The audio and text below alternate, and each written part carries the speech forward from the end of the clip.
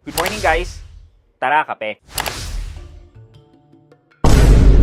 So for today's video guys, may nakita ko all over the social media sites some interesting feature kay Salmon Credit. Natuwa ako dito because malapit to sa feature ni Z-Card. If you're not aware, yung Z-Card po, isa siyang credit card na may napakagandang feature. And isa na doon is yung burner card. Wherein itong burner card na to is mag-generate ka ng credit card. After siya magamit, makakancel na tong card na to at hindi na pwedeng i-recycle. Thus, security-wise, kahit malaman niya ng ibang tao, well, close na yung card na yon at hindi na magagamit. So ngayon, ito, natutuwa ako kasi after Z, may gumaya na sa kanila.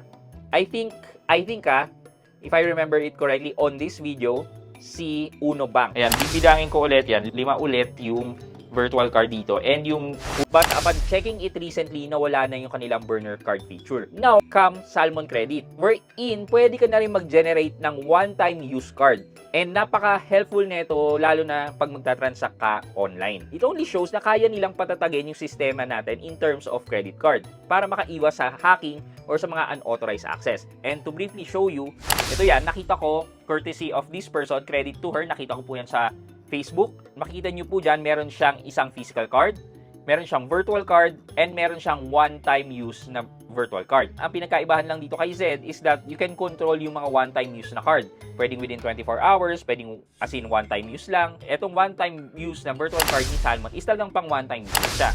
Na pag ginamit mo na siya, mawawala na siya. Kahit ma-breach yung information natin na yan, at mag-transact sila na mag-transact, hindi po yan magpo-push through or gagana. Para silang nakakuha ng expired na credit card or expired na debit card number. Thus, ginagawa niya secure yung account natin with Salmon. Kayo, ano sa tingin nyo? Ito na ba dapat ang standard ng mga cards natin?